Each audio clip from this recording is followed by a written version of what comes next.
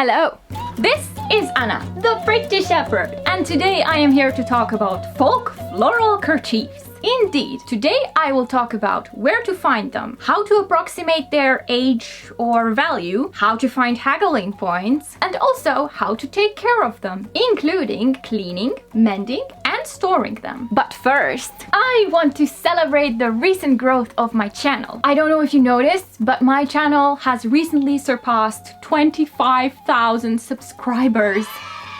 Insane! Just to celebrate this, I want to do an AMA live stream next week when my usual video would be posted. So on Sunday, 8 p.m. CT, that's the 20-something January. You know what? I'm just gonna write the date and the time over here because I'm horrible with numbers. Now, a live stream in itself may not be that much of a celebration, but I really want to spend some quality time with you, and I also want to give away some prizes. I will choose 3 winners at random from the participants of the live stream. If you want to find out more, then I would suggest following me on Instagram, because I will share more details about the live stream itself as well as the prizes over there. And yes, there will likely be a kerchief related prize as well.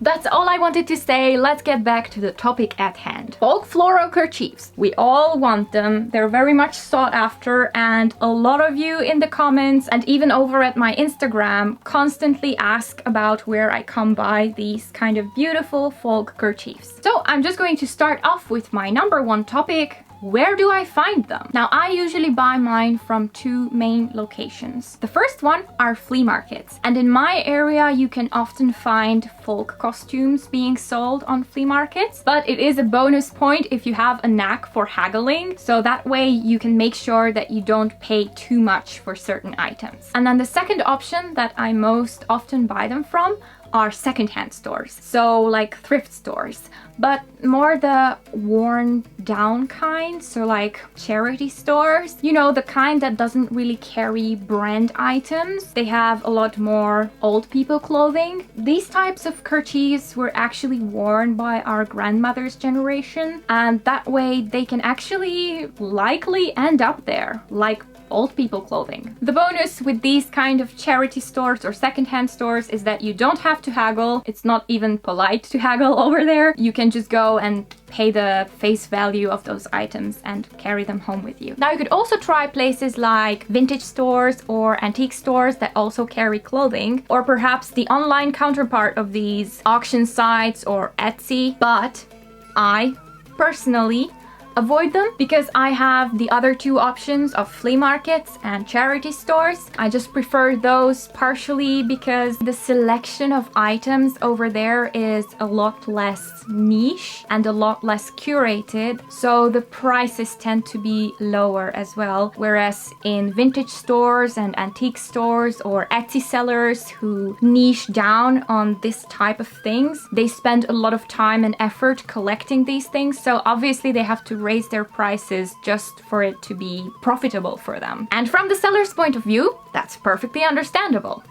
But there is one more place where you could get these kind of kerchiefs, and you may not have considered it in the past, and that is from your relatives and from your friends' relatives. So hear me out on this one. If you are one of those weirdos like me who collects these kind of things, there aren't too many people, like overall, taking the population of the whole world, there really aren't too many people interested in this kind of stuff. So if you ask your relatives, or if you very politely ask your friends to do the same with their grandmothers or aunties or whatnot, then you might actually end up finding some really cool treasures that they no longer use at all, and they will gladly gift it to you. So it's always worth a try. I actually came across this really cute hat. It belonged to one of my great aunties, I think that would be the term, the aunt of my father. Anyway, nobody in that side of the family is interested in vintage fashions, so they actually gifted it to me.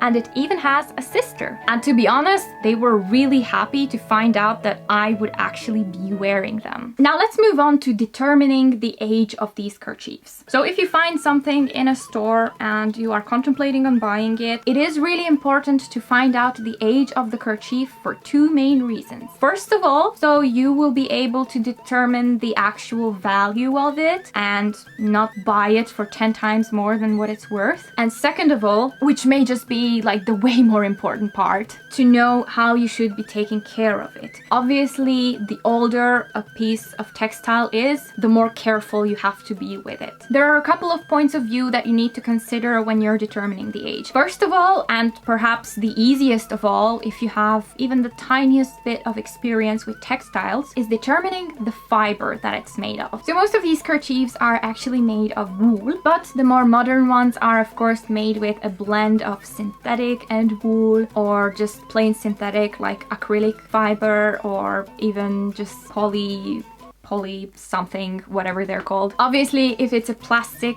fiber, then it cannot be very old. That's a pretty easy telltale sign to figure out if it's a newer piece or not. The second point of view is a little bit trickier because you have to have some sort of practice to be able to do it well, and that is the patterns.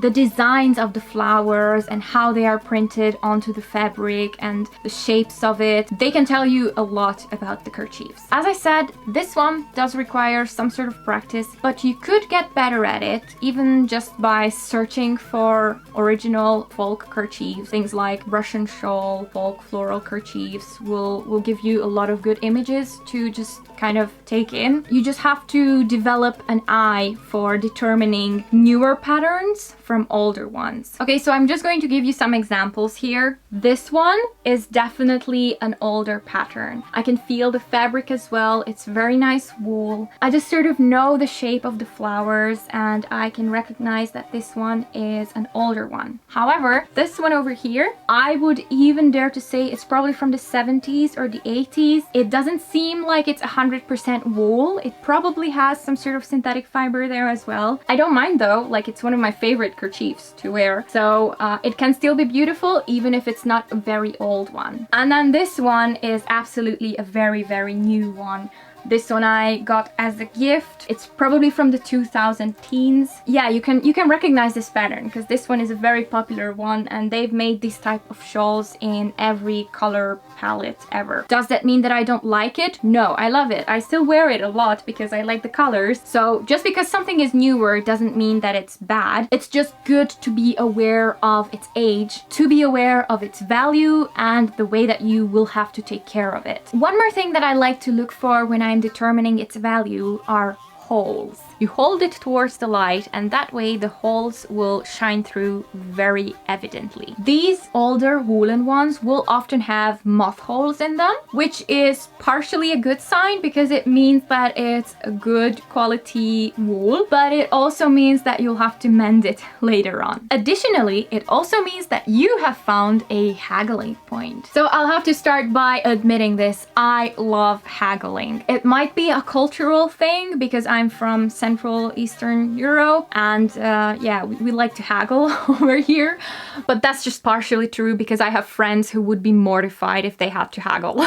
And as I told you, of course there are situations where it's not polite to do so, and even I had occasions when I actually paid more than the seller was telling me to, because the seller was this adorable sweet old babushka lady who had absolutely no idea of the value of the thing that she was selling me. It was actually this belt, by the way, and some kerchiefs and stuff. But never mind, like this belt was one of them. So I ended up paying her twice as much than she asked me to, just because I was aware that she was asking for way too little. But then again, there are other situations where I will haggle for my money's worth. Like I will go down to like the cent. But of course, I do it all in good humor. And I really wanted to share with you that there are some ways that you're not supposed to haggle.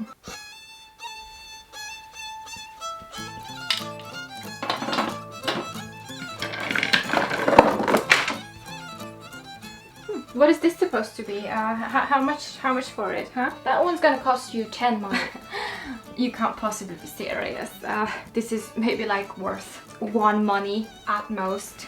Oh, look at that. It's like it has some dust on it too. Did you see that? Okay, I get it. We're haggling. How about 9 money? How does that sound? Excuse me. The best I can do is like 2 money for this. I'm sorry, lady. I can't possibly do that. I could sell this one in Paris for 30 money instead. Well, obviously we are not in Paris now, are we? You know, here, that, like, take it or leave it. I don't really care about it. Like, no, thank you. Just, you don't want my money? No. Sorry, no can do. Not a chance. You know what? Just keep it. Pooh! I didn't want your piece of junk anyway.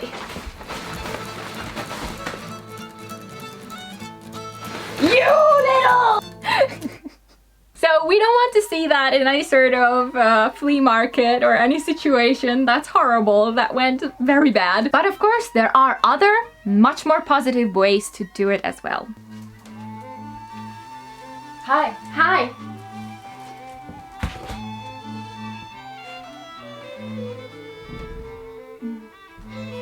Oh.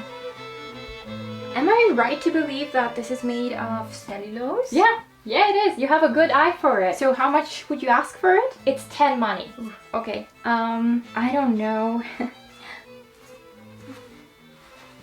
I think I might have found a hole on it. Huh, how about that? It does have a hole. Okay, I could do 9 money.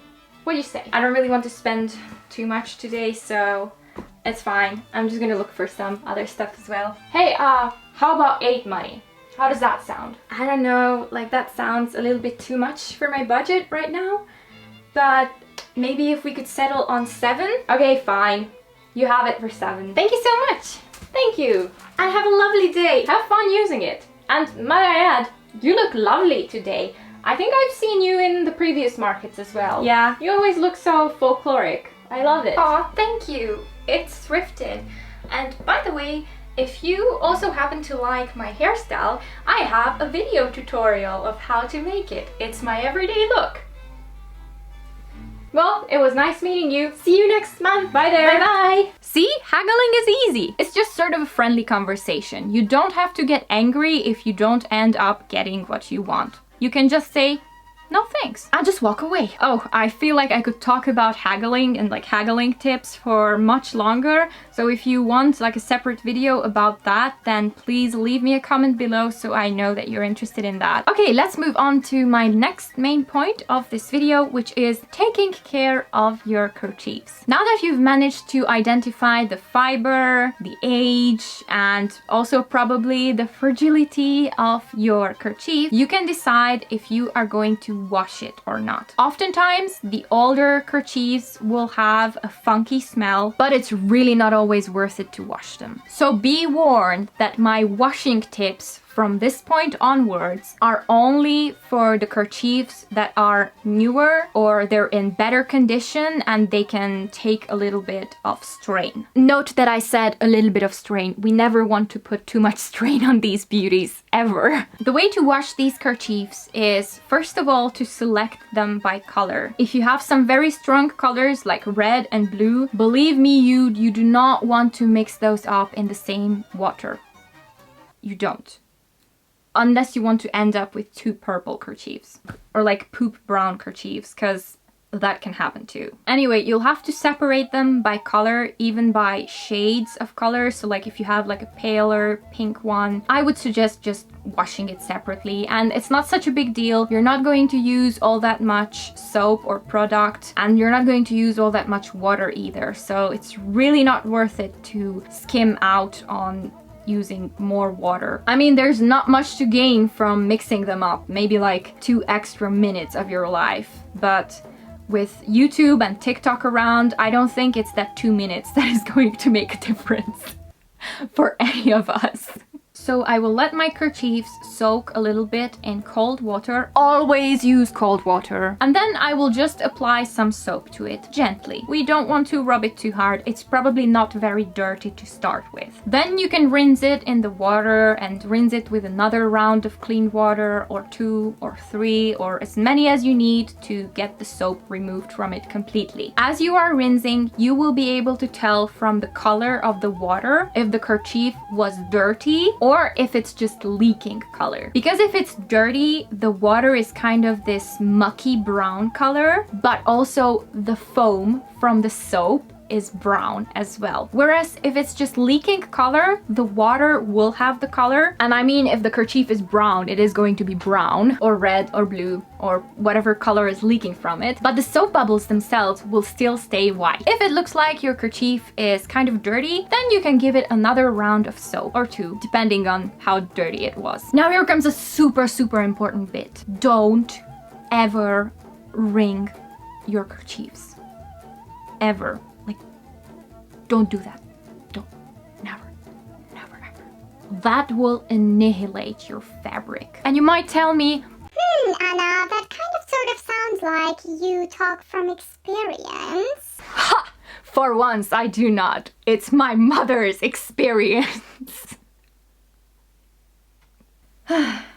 She taught me well. So if you're trying to remove the water from the kerchief, all you should do is just like gently push on it and kind of like push the water out. But even better is just to hang it somewhere and let it drip. If you have the option, just hang it above your bathtub or a wash basin or whatever and just let it drip there. It will take a little bit longer to dry, but I mean, are you in a hurry? Seriously? But where are you hurrying? Then you should have washed your kerchief yesterday if you have to hurry somewhere. So,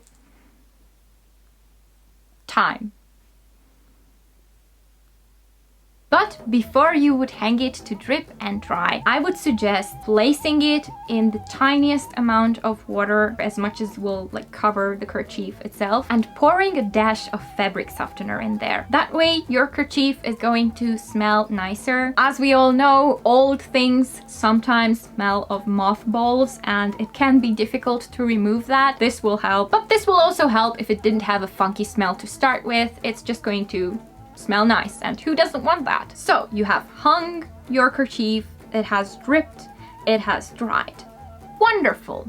Moving on. Now you have to iron your kerchief if you want to look neat and put together, like a good village girl in her Sunday best. Wool usually takes the ironing pretty well, though it's not good to do it at the highest most temperature. If you are not 100% sure of the fiber content and the right kind of temperature for that kind of fiber, you should start at a very low temperature and just work your way up carefully. This is one of those points that you can get better at if you practice. So the more kerchiefs you have, the more you'll kind of sort of be able to tell what temperature they will need to be ironed at. But if you're experimenting, it's always better to start low and just raise it from there. Also, you should always start at a corner of the kerchief, so not smack dab in the middle, because if you burn that middle, then there's not much that you can do from there. Words of wisdom. Ironing is actually a great moment to take a better look at your kerchief and make sure that there are no holes in it. Maybe there are some very small ones which you didn't notice when you were buying it. In my case, if I find any holes while ironing my kerchiefs, I will set them aside and like put them in a mending pile. So let's move on to mending. So let's see, how can you mend these beautiful kerchiefs? As I said, most often it will have some moth holes. So that means that there is some fiber missing in some places. They're not tears that could be stitched together. Because of this, you will have to darn it.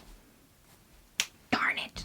My preferred way of darning it is with its own fiber, but that you can only do with the kerchiefs that have a fringe at the edge. You can gently pull out a thread from the fringe and then use that for darning. This way you will have a piece of thread which is exactly the same kind of color, weight and fiber content as the kerchief itself. This way you will be able to darn it in a very this way you will be able to darn it in a way that is very much unnoticeable. But in case you cannot unpick the thread from the kerchief itself, you will have to look for other options, like buying a matching wool thread at your local haberdashery or online. Now, one more thing that could be easily damaged in an old kerchief, or should I say a shawl, because they're kind of the larger ones. Anyway, I will use these interchangeably just because it's easier. The thing that is very easily damaged is the fringe. It can get caught in so many things, it can be torn so very easily, and for fixing this you will actually have to find some sort of yarn that is a matching color, fiber content, and consistency, or like texture, as the shawl itself. Now, a very good friend of mine, also Anna,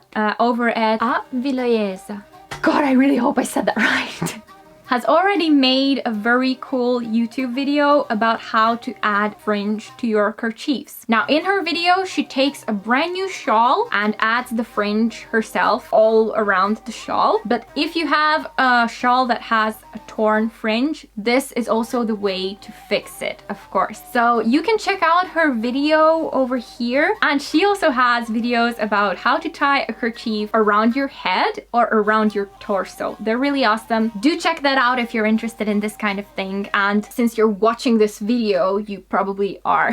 Here we are, closing in to the end of the video, but I do have one more bonus tip for you, which involves keeping your kerchiefs organized. But before I move on to that one, so many of you have been really asking me about where to find these kerchiefs, and it got me really curious to find out if you would have one of these kerchiefs, where would you wear it? Like, do you have some sort of event that you want to wear it for? Or maybe like a photo shoot or something? Or maybe for a folk costume? I don't know. Like, I have so many ideas, but I bet that some of you will have reasons that are even cooler and more interesting. So I would be very happy if you could share them in the comments. I'm really curious to find out how and where you would wear these kind of kerchiefs. Is it something like for your head, for your neck, for your bust, on your skirt, like on your waist? There are so many cool ways to wear them. So let me know, what is your reason for absolutely needing one of these?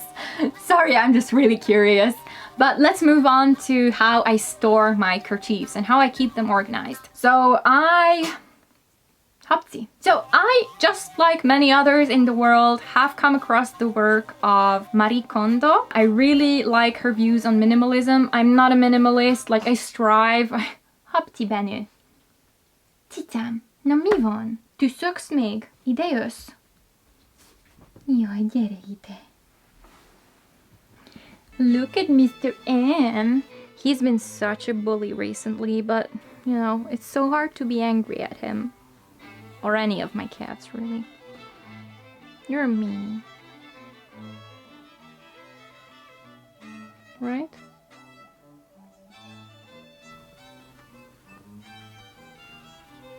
So anyway, minimalism and keeping things tidy and organized. I struggle with it because I have a lot of stuff and I live in a very small house. So those two things are not very compatible when trying to make things organized. I try. Anyway, what Marie Kondo's method helped me with a lot is keeping my clothes a lot more organized, and my shawls and kerchiefs especially. So I will actually keep them in drawers like this, folded up in a way that I can see all of them every time that I open the drawer. And then one extra bonus trick that I learned from my mother is storing bars of soap next to your clothing. Hapsi, be serious. He's coming back.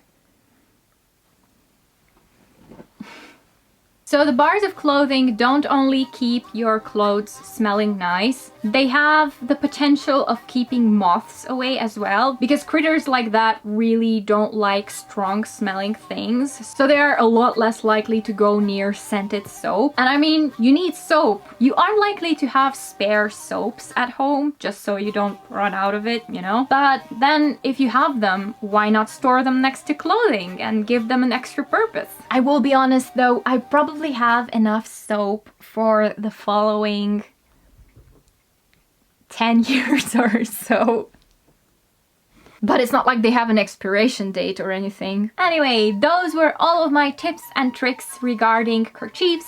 and where to find them and how to take care of them. And I really hope that this video was useful to you. It was a topic that was requested a lot of times. You know, I always like to get feedback about my tips if they were helpful to you. So do leave me a comment below and tell me if you've learned anything useful today. If you like this kind of folkloric and vintage content, then subscribe to my channel because I post new videos every week. I hope you've enjoyed this video. Thank you so much for watching and bye bye! Turkevében nincsen kendő, mere hurtalány kérő, de szalontán van rojtosok, ott a lányok nem szorgosok, de szalontán van rojtosok, ott a lányok nem szorgosok.